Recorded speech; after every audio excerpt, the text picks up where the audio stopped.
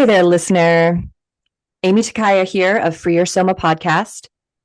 Have you ever had an incredible massage? A massage that makes you feel seen and felt and heard on a spiritual level? I know I have. And I, for one, as a body worker, know what it's like to really hold someone in that space. We're going to explore today the techniques, specific techniques for body workers, as well as the experience that makes a massage or body work somatic versus some other way that it could be. I have Dr. Gabriel Posner on the podcast, who has a new book, Somatic Techniques for Massage Therapists. And we're going to discuss all of this and more as it pertains to body work, not only as someone who might receive it, but as someone who might give it. So stay tuned.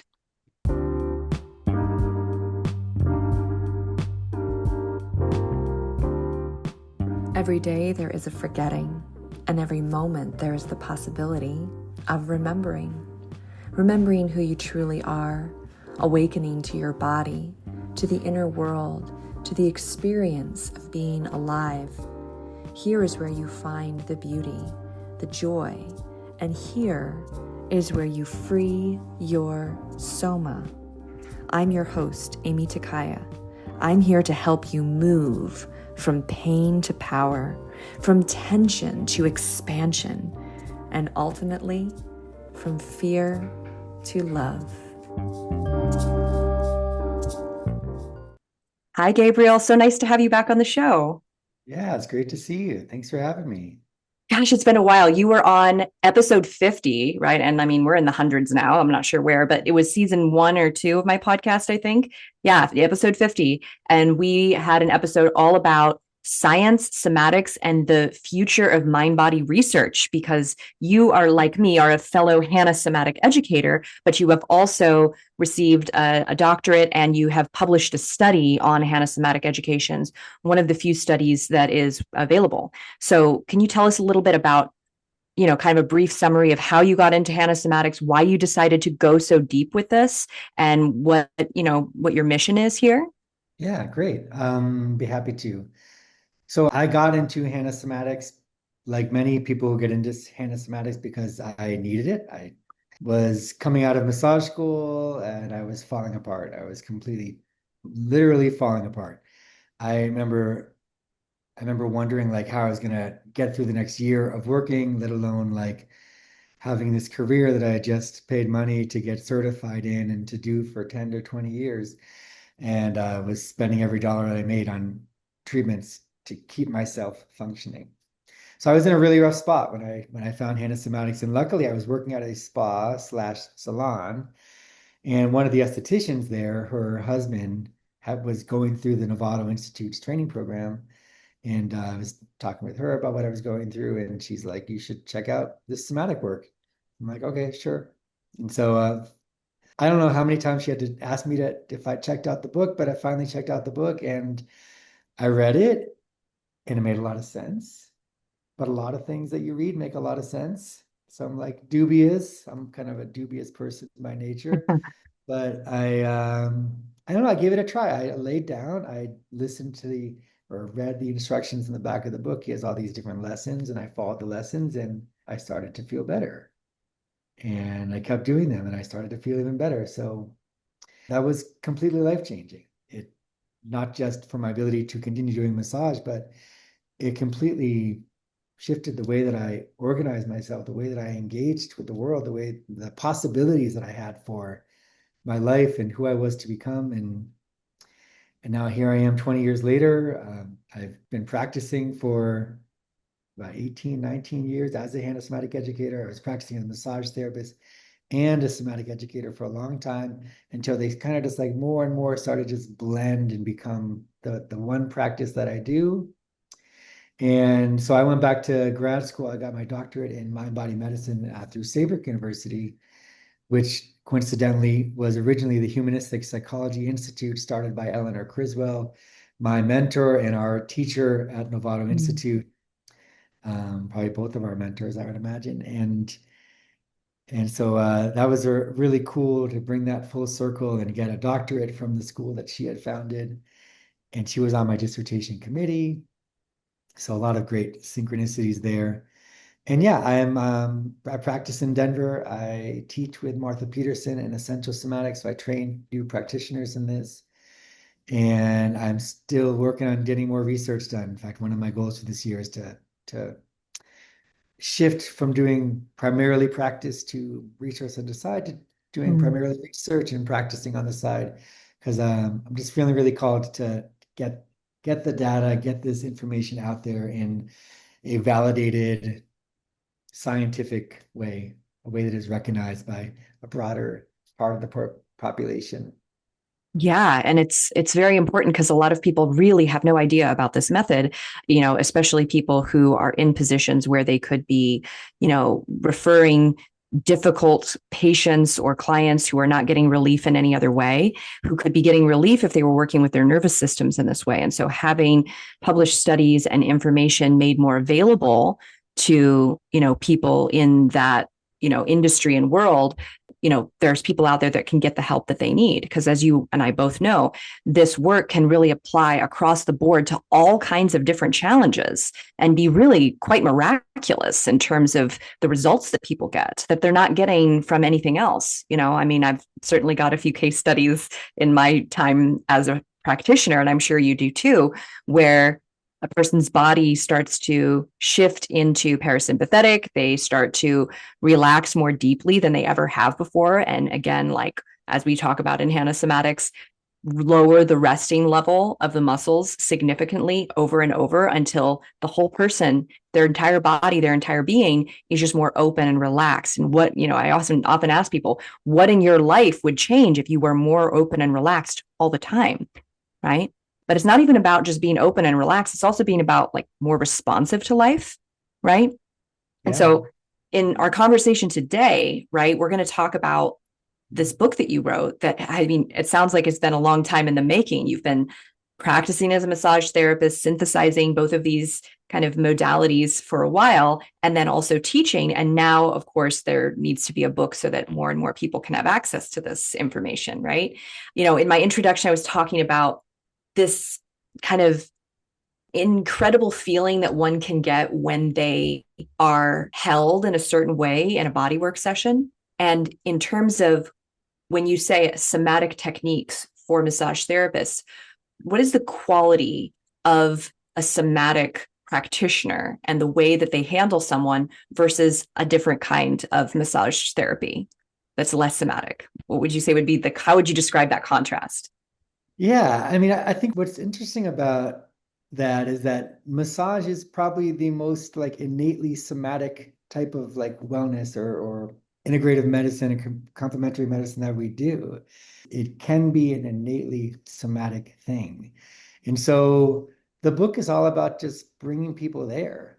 Most massage therapists are halfway or more already there and just bringing them like fully there. I taught at massage school for a long time, for about 6 years in California at the National Holistic Institute. It's a great training program. They have campuses all over. A little shout out to them. And I remember once I had this student, and he'd been a professional boxer and very muscular guy still, very big muscular guy. But he was so nervous when he came in, and he was really struggling to just get through like our basic training in like Swedish massage. And Mm-hmm. like you could just see he was wound up and nervous. And when he was giving the massage, he was like unsure of Mm, himself and kind of like clumsy for it. And this is like a very athletic person. He was just very clumsy and nervous. And so if he wasn't going to get through his Swedish test, he couldn't continue in the course.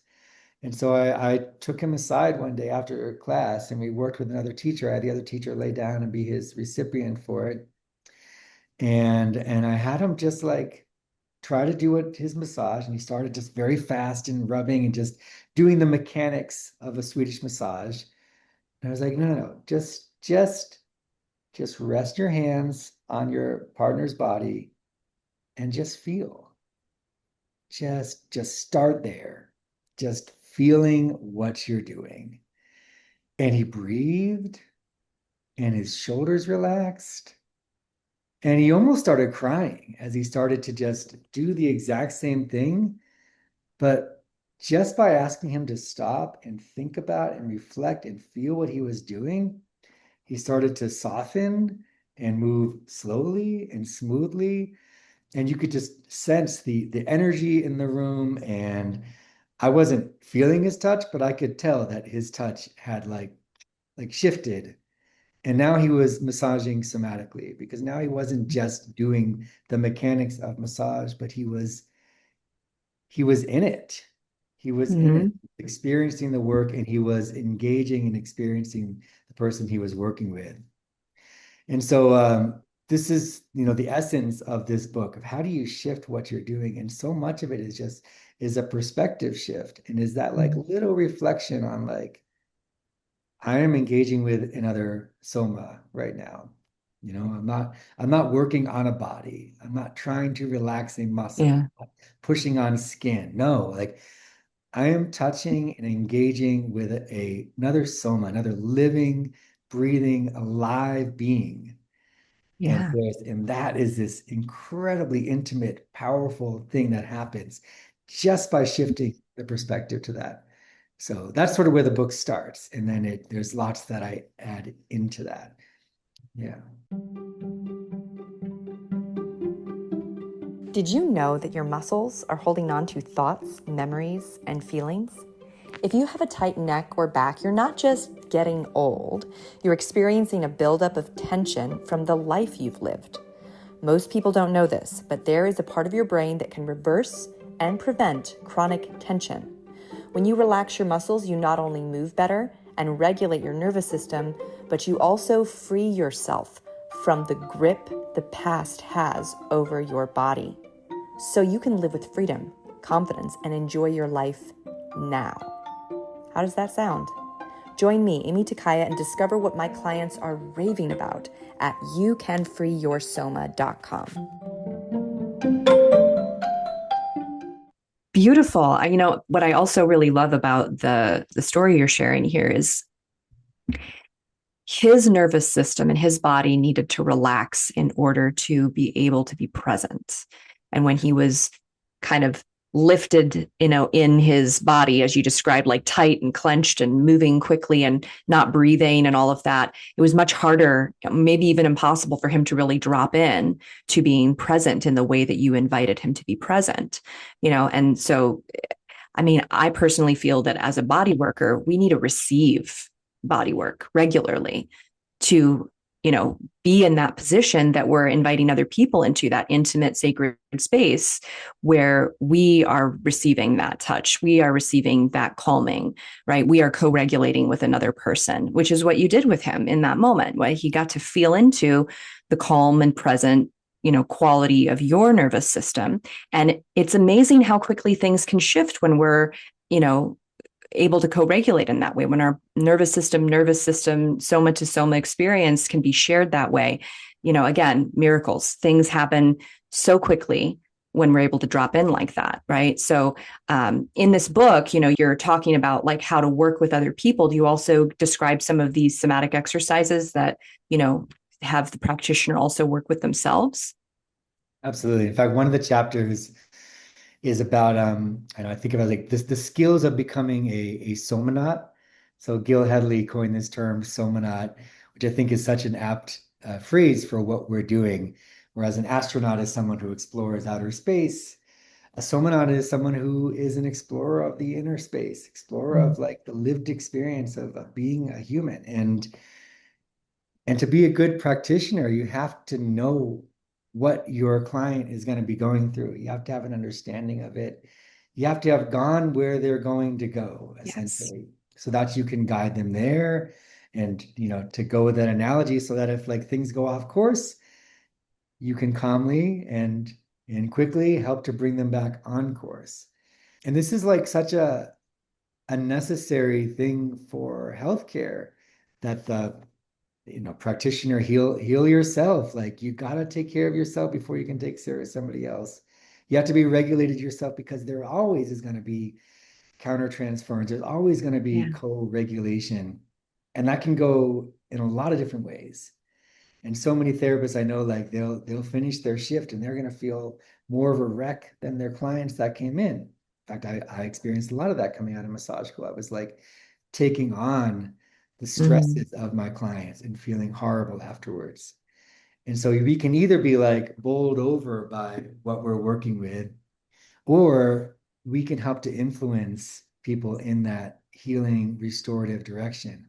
But if there's going to be any change, it's going to be a bidirectional change. And and recognizing that, knowing that, and knowing therefore the responsibility that you have to be a calming force, to be a healing and restorative force to guide them there. So I have a whole chapter where I kind of break down what I think are like some of the essential components of being a good somanad, like what training would you have to go through. And then I do offer some somatic exercises that massage therapists can do in between sessions or right before, Mhm. and then offer just lots of other resources because other people have made books. Thomas Hanna's book is still fantastic with the basic lessons of how do you control your extensor muscles, how do you control your flexors and rotations and things like that. So I tried to bring in some new movement patterns to explore that would be specific for hands-on practitioners. Yeah. Yeah. I mean, I know that the difference between the way that I operate as a Hanna Somatic educator in terms of the output of my muscular energy versus somebody who's doing deep tissue massage, it's a lot more of a workout to do deep tissue massage. And, the bonus of being a Hanna Somatic educator is that I've been practicing these releases that you're describing, right? That they're available in Thomas Hanna's book, and there's some in this book for practitioners that you don't have to hold all of that tension in your body as the practitioner. You can learn to be more soft and not work so hard, not drain your own energy so much, because it's just a different way of orienting to the same objective, which is how do I help this person relax their body, and again, it's not just their muscles, it's their whole being. Some people are going to need a lighter touch than others. Some people are going to need a stronger touch. And it's that intuitive awareness that we hope to cultivate in a somatic practice. And I think the first step, as we're kind of describing here, is working with your own body, working with yourself. And that changes from day to day, right? Some days I need more or less from my own body, to drop in, right? Some days it's really easy to drop in. I'm in my emotions already. I'm feeling sensitive and soft. Other days it's like I seem to be really far away for some reason, right? Whatever's been going on in my life. And it takes a lot to draw me back into my presence, right? So, Yeah. in terms of like people who are going to get this book, who are already interested in somatic techniques, what are some of the like outcomes that you hope for them as a practitioner or for their clients if they take this on? Yeah, I mean, I think, you mentioned deep tissue, and I'd love to talk about deep tissue because I think so much of the attitude that people have towards doing deep tissue or receiving deep tissue is Yes. that they really need someone to like lean in and like just get in there Yeah. and yeah, dig that elbow in. And so many of our clients are not ready to receive that. In fact, I was on a social media board and for a massage therapist, and someone was asking, like, what do I do? I've got like this 80-year-old client coming in. Her neck is killing her. She wants deep tissue, and I can never give her enough pressure. And like, I'm worried I'm going to hurt her. Yeah. Bruiser or something. Yeah. And you probably would. And the reality is that often when we get into situations like that, it's because the person has so much what we call sensory motor amnesia. Right. And you can feel it. And massage therapists will feel this. We're very good at like palpating and sensing the tissue quality. And oftentimes someone will come in, their whole back will be completely stiff as a rod. It'll feel like Right. bone. Muscle will literally feel like bone. And sometimes the tissue will even start to calcify, and that will even be more bone-like.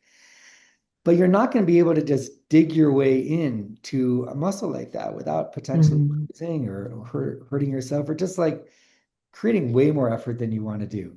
It'll And really feel in like, it really isn't all that effective a lot of times too. Like the level of effectiveness of working with someone that stiff and tight and you push on them, maybe you can get a little bit of bounce back into the muscle, but as you know, a somatic technique would work better because it's their nervous system making the change, right? Rather than like an outside force trying to do something. It's like, how do we get that rock of the muscle to turn back into a bouncy, fleshy muscle?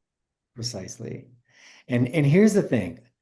I trained in massage therapy. I taught at massage schools for years. I don't think a massage therapist has ever relaxed somebody's muscle. No, they can't do that. The only person who can relax a muscle is the person who has the muscle, Precisely. right? Yeah. Your skeletal muscles are yours. Yes. And they're also called voluntary muscles. And somehow we learn this idea. We learn that skeletal muscles are voluntary muscles. And then when someone comes in with a shoulder up here, we say, well, I'm going to try to relax your muscle. And there's a disconnect there. And the disconnect is that we forget that they're voluntary muscles. And so when you start from that premise, that is your muscle, you are in the best place to relax your muscle, then my job as a massage therapist is to help you connect with that muscle and regain the ability to relax it. And so someone who's like coming in their back, and this is one of the techniques I describe, is like this, the best thing you can do is just to like find the stiffest area of that muscle that they can't feel. Because often Mm-hmm. someone will come in, their whole back will be stiff as a rod, and they'll say, I've got a little bit of tension right here and a little bit of tension right there. They're just feeling it at the apex, I like to say. It's like they don't even know how much their whole body's contracted, but they feel it at these few major kind of apex points. That's right. And they're feeling, and often those are the points where there's still movement, Yes. right? Because we still have to move somewhat. And so the whole back will be rigid and braced, but they're still moving their lumbar spine a little bit, and they're still moving their cervical spine. And that's where they feel the pain. And they're not going to get relief there until they can sense the fact that the rest of their spine is stiff as a rod. And so even something simple as like applying cross fiber, like just horizontal or perpendicular motion right into that tight muscle and just hanging out there. So you're bringing in sensory feedback into their nervous system, and you're just inviting them to connect with it. Just said like, put your mind right where my fingers are, and tell me when you start to recognize what I'm doing. Tell me when you start to sense that my hand is on your back, and then the sense that my hand is touching a tight muscle. And usually they'll start to feel first that there's tension there. And say, okay, we're going to hang out longer. And tell me when you can start to recognize that this muscle is incredibly sore. Because Mm-hmm. any muscle that's been locked up like that, Very sore. Mm-hmm. is exhausted, sore, and achy, right? It's like that muscle's been running its own marathon, keeping your back rigid. And so inevitably, after a minute or two, say, oh, I can start to feel it. And as a massage therapist, you'll start to not that basically in the exact same moment that they start to feel that their muscle is sore and achy, it softens and you can sink in now. Now Mm-hmm. there's pliability to it. You're starting to restore a proper tone because, and this is such an important point, awareness is a causative force, right? Awareness is not passive. When we bring awareness to something, we are creating an effect, right? And scientists have studied this in various ways. Like the observer effect is a real phenomenon in science that when the act of studying something changes it. Well, the act of observing something in your own body facilitates a change. So as soon as you start to pick up on, oh, I can feel that muscle again, you're inhibiting it. You're inhibiting the tension, and Mm-hmm. it's starting to soften and let go.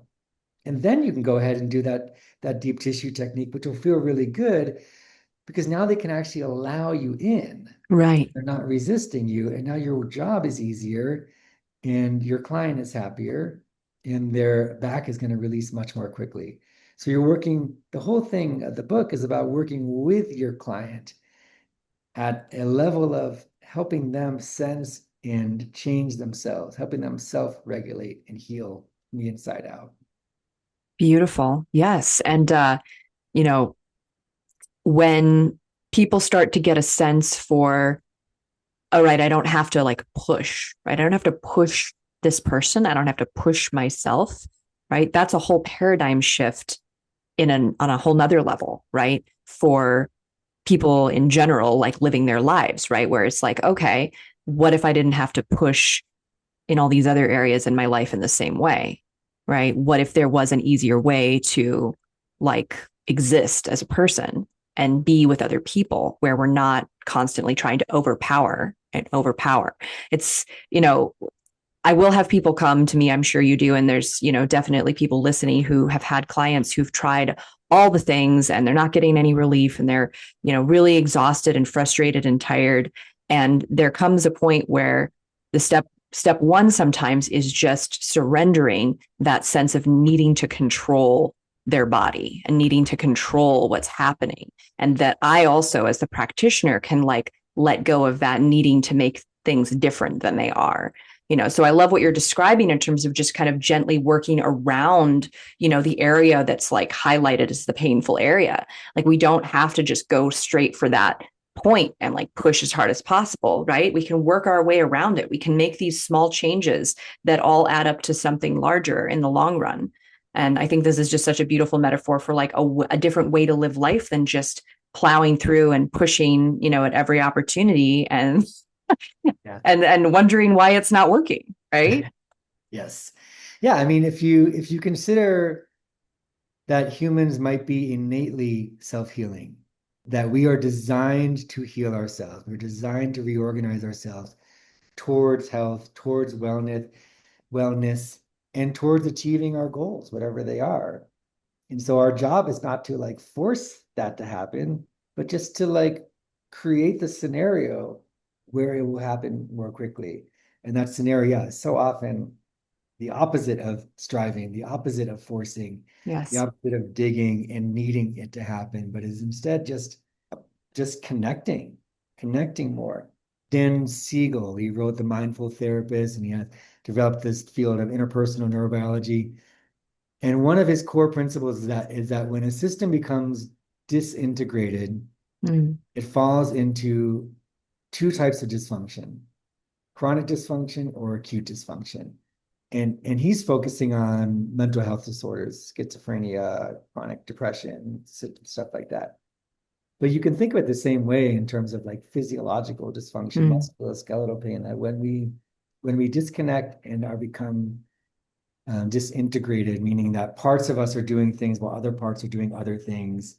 We're bracing around an old injury while we're still having to go to work and take our kids to school and all this stuff, right? We have to compartmentalize in that situation. So that leads to chronic tension or Mhm. spasms. It leads to chronic back pain or injuries. Acute versus chronic. It's one or the other. And often things will like fluctuate back and forth. Right. And so just by feeding more information into the system, helping people feel the connection between their limbs and their somatic center, between their left side and right side, et cetera, that facilitates function, that facilitates integration. And the integration itself is what fuels and drives the change because we are organized towards growth, healing, and achieving our most amazing desires and goals. Beautifully said.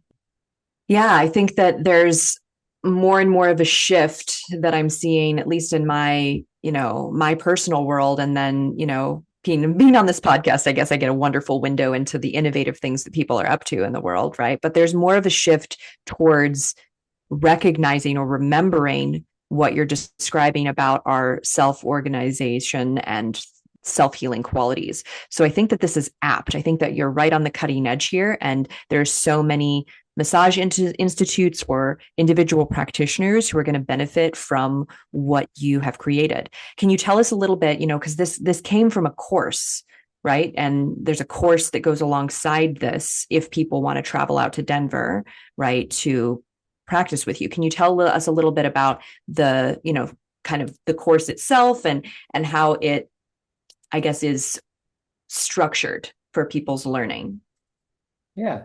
And honestly, like the development of this course is kind of like what you were just saying about like you don't have to try so hard. We don't have to like push so hard to make things happen. And certainly in many instances in my life, the times that my career has moved forward was when I just followed the opportunities that were being presented and didn't try to force them, but just was like kept on doing the work, kept on heading in this vague direction of getting this word out there more. And at one point, a colleague in the massage school got connected to a regional education person with Massage Envy in the Bay Area. And she's like, oh, this person's looking for different continuing education coursework for massage therapists. And I was like, oh, I've got an idea. And I just met with her and spouted off a few different ideas. And one of them was helping massage therapists learn how to incorporate somatic principles and techniques into their massage. She's like, that sounds great. So I did it for 3 different locations. 2 days after my second child was born. It was not quite how I planned it, but he came about 6 weeks early. So that's how it went. And it went really well. And I did a few other times in the Bay. And then I kind of forgot about the course because we moved to Denver and I was in grad school. And then in 2021, I was invited by the Colorado chapter of the AMTA. They're like, we want a workshop on somatic work for massage therapy. Do you know anybody who has a course like this? I'm like, well, funny you should ask. I have a course like this. And so that sort of reinvigorated and kind of I shook it off, dusted it off, brought it back out, revamped it. And now I've been offering it in Colorado, but I'm trying to get this out anywhere that people will have me. So anywhere we can get 10 to 15 people together, I'm happy to come out and do this. It's Oh, fantastic. be an 8-hour or 16-hour course, depending on how much time people have. I think the 16-hour is really necessary for people having the time to really explore and get that one-on-one feedback. So and then maybe 4 days at some point or another, or maybe it'll be a whole month, maybe it'll be a whole curriculum in massage school at some point. I'm open to that too. But the course essentially is about like how do we get out of the biomedical attitude, working on bodies, on tissue, trying to move blood flow, trying to soften fascia and reorganize fascia. All of these things are very much coming from this like third person Right. biomedical perspective, which is the underlying perspective of Western medicine. That people can be deconstructed down into their parts, into their basic components, and when we can fix Yeah. whatever's not working. That they can become kind of an object for the practitioner to just be acting upon and changing and doing things to versus something that is interactive, right? I will have this question often from my clients who they are asking, okay, like I'm seeing you, I'm really understanding the need for a more somatic approach, but I'm also going to be seeing this physical therapist or this, pelvic floor therapist. Like, how do I know if this is like someone that's going to like benefit, and not work against what I'm doing with you? And so I will often tell them, is the person checking in with you and responding to your feedback? And checking in doesn't have to be a direct question, right? It could even just be, if you're communicating something in your body language, do you feel like the person responds to that? Do they adjust their action to the feedback that you are supplying them? If they do that, that's a good sign. That's a sign that you have someone who's tuned in and actually paying attention to you, the person that they're working with, the person they're there to be of service to. If they're not checking in with you and they're just telling you a bunch of stuff about your body and they're telling you what they're doing and how it's so great. And I'm thinking of some very specific people I worked with in my 20s who did that. And I didn't know. I thought that they knew what they were doing and, that it was great, but then it wasn't getting me the results. And what I realize now is because they weren't seeing me as a like interactive participant in the process. They were just going through their toolkit and they were doing all the things that they had been taught to do.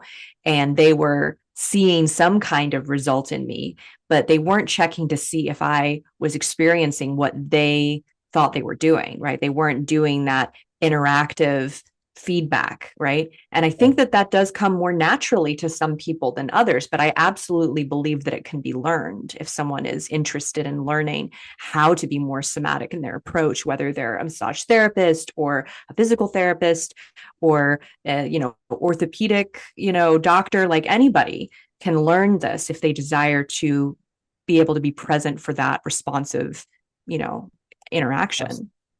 Absolutely. No, I love that question. Are they engaging? Are they responding to what you need? Are they making modifications? Yes. They're seeing you as a human rather than a body. Right. And so the biomedical perspective looks at bodies, it addresses bodies, and bodies are antithetical to the somatic perspective, but it's still useful information. And so one of the things I try to convey is that the biomedical perspective is one perspective. It is one view. It is one way of thinking of a human organism. It's not right or wrong. It is simply one piece of information. And it is objective. It is third person, meaning it's what can I see and touch and don't have to like use my, emotional brain to like try to process, just like what is the, just the numbers, just the data, right? That is the essence of the biomedical perspective, which is very linked in with like Greco-Roman ideals Yes. and stuff. Well, the somatic perspective is first person. It's phenomenological. It's about what is the experience of being in the world as a physical being. And therefore it's first person. Thomas talks about going through the looking glass, Alice going through the looking glass, coming to the other side. So it is a second or additional perspective. And it is just as valid as the biomedical one. And then the question is, what changes when you flip your perspective from working on a body to thinking about how your technique changes a person's experience inside that body? And I use that word just because it's such a familiar word, but that's what we're doing. We're switching from thinking, what can I view from the outside, to considering what would this person be feeling on the inside as I do this? And sometimes you don't know and you have to ask them. There's a lot of communication that goes on.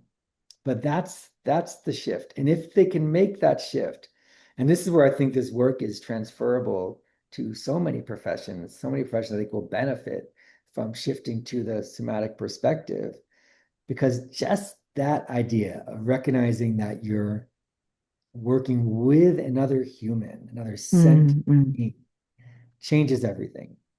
And without, just like the therapist I was working with, without doing much else beyond that, you've already created a change in how you relate with them and how you apply the techniques that you're doing.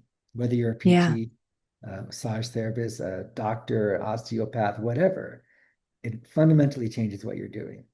And then we can talk about ways of actually enhancing their experience with different techniques, because then there's new techniques that flow out of that shift of perspective, where instead of like pulling somebody's limb out of their body, you're guiding them to sense and to relax and to give you their limb, for example.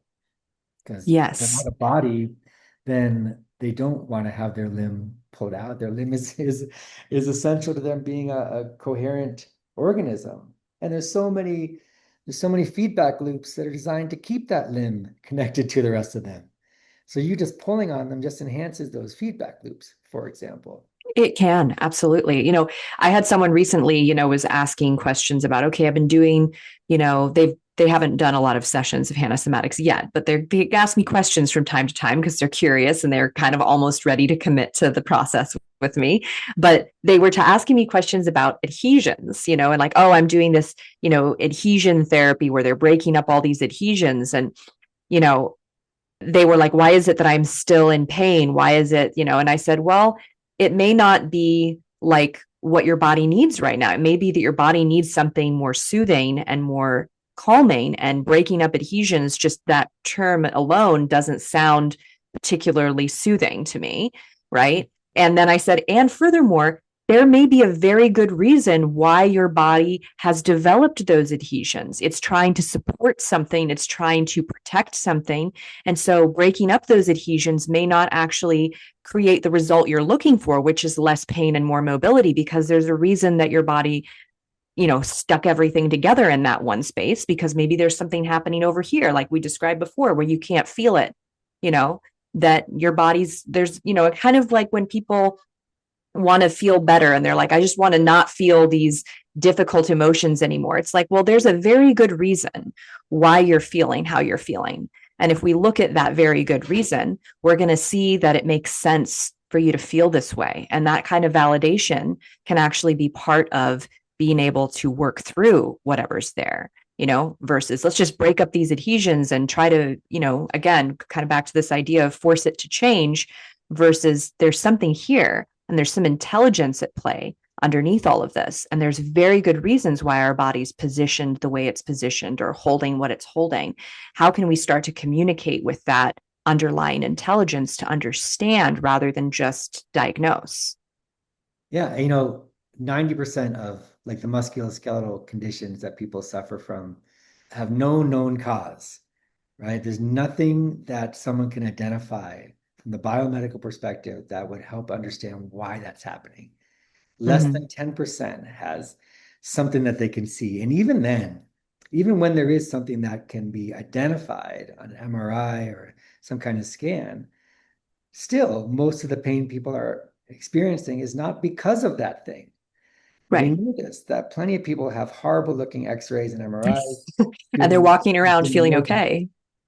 and I've had plenty of people come in my office. They'll show me their scan. They'll talk about how Mm. they have scoliosis and their scoliosis is causing their pain, and their slipped disc is causing their pain, even though their pain is nowhere near their slipped disc and is in their muscles. And I'll say, like, I'm pressing here, and you're feeling achiness here. This is not your disc. This is your muscle. This is your fascia. This is your skin. Whatever. And so they can still get a ton of relief. So I say that to just point out that what that makes me think is that most of the pain people are experiencing, they're experiencing with a perfectly functioning physiology. Everything's working perfectly. But what their body, what their physiology is doing is uncomfortable. And Mm-hmm. some of it, like Mm-hmm. you said, is uncomfortable because they don't want to feel it. Yeah. And so they're bracing and they're restricting and they're immobilizing themselves because they don't want to feel that uncomfortable emotion, or they fell and they got injured and now they don't like to move their leg as freely as they used to. So like the desire not to feel something often leads to other things down the road. Yeah. And the other part of it is that they've become conditioned to use their body only in particular ways. Yes. When you get really good at only doing particular patterns of movement and behavior, you get really bad at doing other patterns of movement and behavior. And all of a sudden, if you are required to do something different, you're not ready for it. And you'll tear things, you'll pull things, you'll spasm in Mm-hmm. various ways because you can't adapt. You can't be as responsive to the immediate needs of that moment. And so if we're starting from the place of everything's working fine, yet you're incredibly uncomfortable, then we can work with the functionings of your nervous system and your myofascia and all of that to help you become more comfortable, to help you recognize that you don't need to brace, you don't need to hold yourself, and you can let go and you can integrate and all of that. And all of these things just kind of like they disappear. Yeah. Yeah. And, a piece of this that you've touched on just now in what you said, but we kind of touched on it a little bit before. There are psycho-emotional kind of reasons why people are holding tightly, right? And I know that even just in a massage, people can have emotional releases. They can move through, trauma and things that are held in their body. When we're talking about kind of somatics here, a lot of people are probably also, attracted to a somatic approach because they're familiar with things like somatic experiencing and Peter Levine's work. And, is there an element of that in what you discuss in your book, not only for the giver, right, but also the receiver to kind of basically prepare them for, hey, as you become more intimate in this way, intimacy issues can get triggered, feeling overly responsible for your client's well-being and, needing to process and let go of things yourself that are getting triggered in your experience as you're working with a person. And they're going through something maybe you went through that you never fully processed, like the death of a loved one or things like this. Do you kind of dive into, a little bit of that in the course materials? Yeah, so there's so many great things that you just said there, right? And in being a somatic practice, there's fundamentally an understanding that we are affecting all aspects of a person's experience at all times and simultaneously. I think a lot of people more and more are coming in saying, I had trauma, and so therefore I need somatic work. Yeah. And that's true. Somatic work can be really helpful for people on processing unresolved trauma. But it is not just trauma work. It is it is work for embodiment. It's work for awareness. It's work for awakening, connecting. It can be helpful for anybody, no matter what they're processing. And as an individual practitioner, what you were speaking to, I think, is this. I think it's the difference between like attention and perception is how I separate this in the book. Like one of the things that we need to develop is attentional abilities. How do we maintain our Mm. focus, both receiving the work and also giving the work, so that we can stay present with the people that we're working with. Because if we can stay present, then we're responsive and we are engaging and we're creating this therapeutic environment. This guy on Jack Blackburn that I've been talking to a lot recently, he's a Traeger practitioner, and he Mm. has all these meditations on presence in touch. And when you connect in a somatic way, you are entering presence. And if you can maintain your attention, then you're maintaining that state of presence. And that is a therapeutic container innately.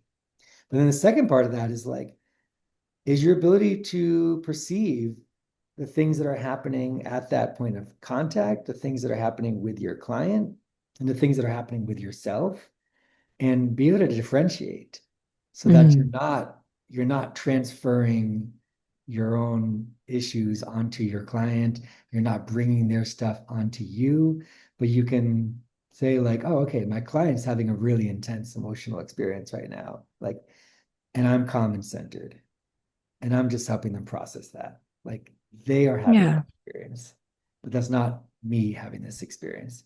Or I just had a really stressful morning. I got my kids to school and that was not the easiest thing to do. It never is. And now I got to come in and now I've got to be centered and grounded in like the next 5 minutes for a client. How do we like pause, let go of what we just did and prepare ourselves for what we are now going to do so that our past doesn't need to come into the session, right?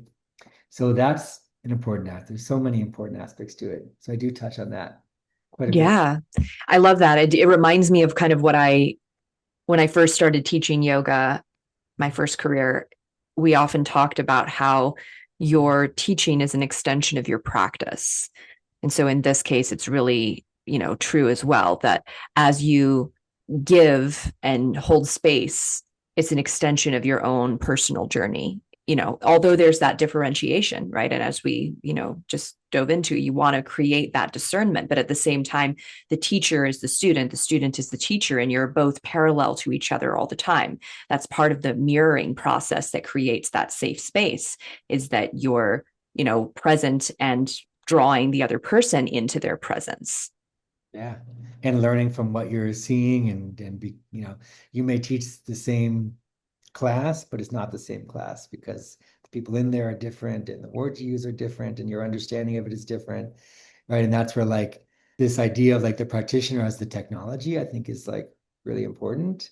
Mm, Whereas a lot of other medicine is more and more relying on like computer technology to get right. better. As a somatic practitioner, like the only way to get better is to do the work ourselves. I You know? love it. I love that. I haven't heard that before. I really dig it. The practitioners, the technology.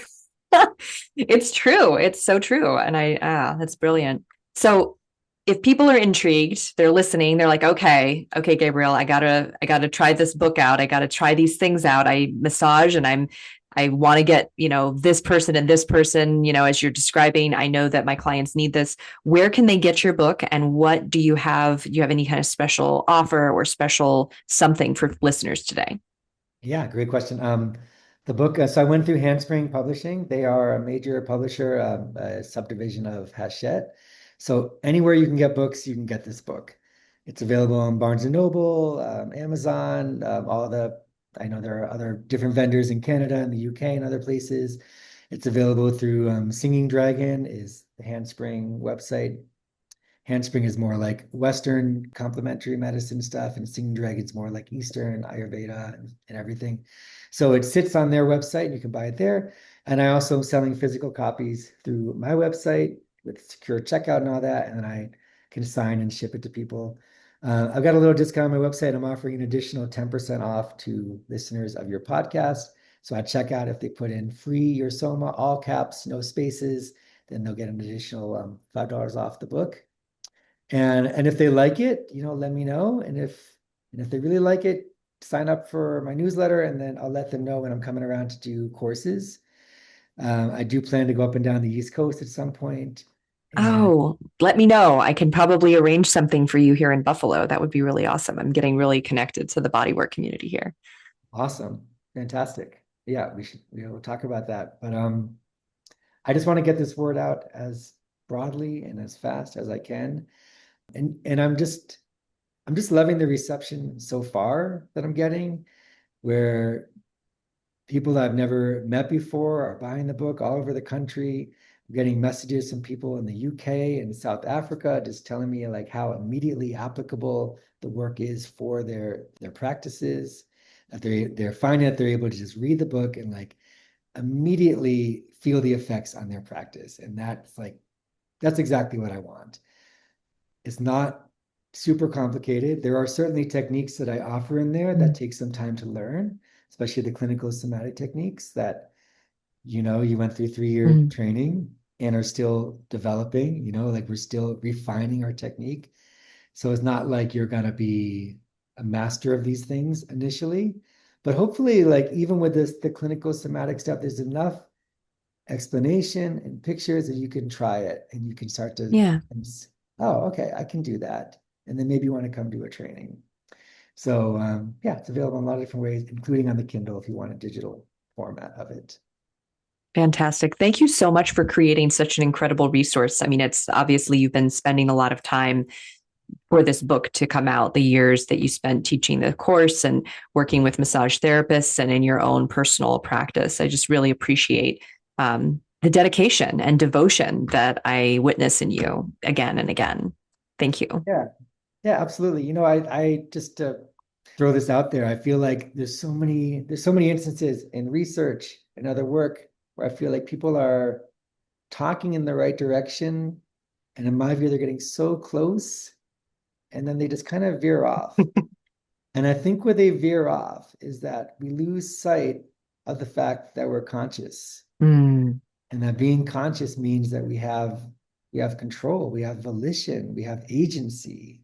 yeah. And even like I've been learning a lot about the fascia work and thinking about that, even with the fascia work, which I think is like really amazing. And the stuff people are discovering about fascia is so amazing. And still there's this like gap where they're talking right towards it and then they veer off, Mm-hmm. where it's like the fascia is releasing me. I'm like, really? Yeah. Where does the How? fascia end and you begin? Yes. Very, So very good question.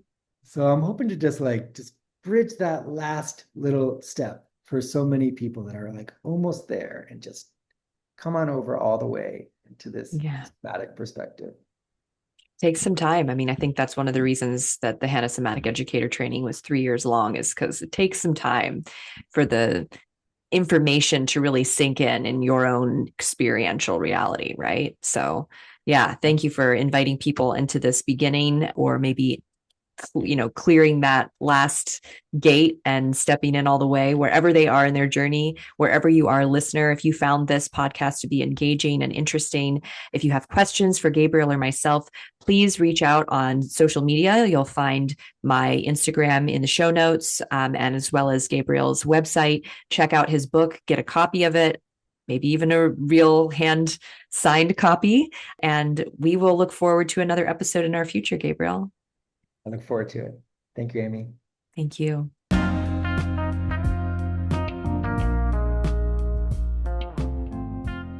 Hey there, friend. I hope you enjoyed today's episode. I would love to hear your thoughts. Follow me on Instagram at Aimee Takaya and send me a DM about this episode. I'd like to thank you for being part of this somatic revolution. And if you'd like to support the podcast and help more people learn about somatics, consider leaving a review or a rating. And finally, if you'd like to have the experience of relief in your tight hips or back and learn to understand what your body is really saying to you, visit youcanfreeyoursoma.com. I can't wait to share with you what is truly possible. Bye for now.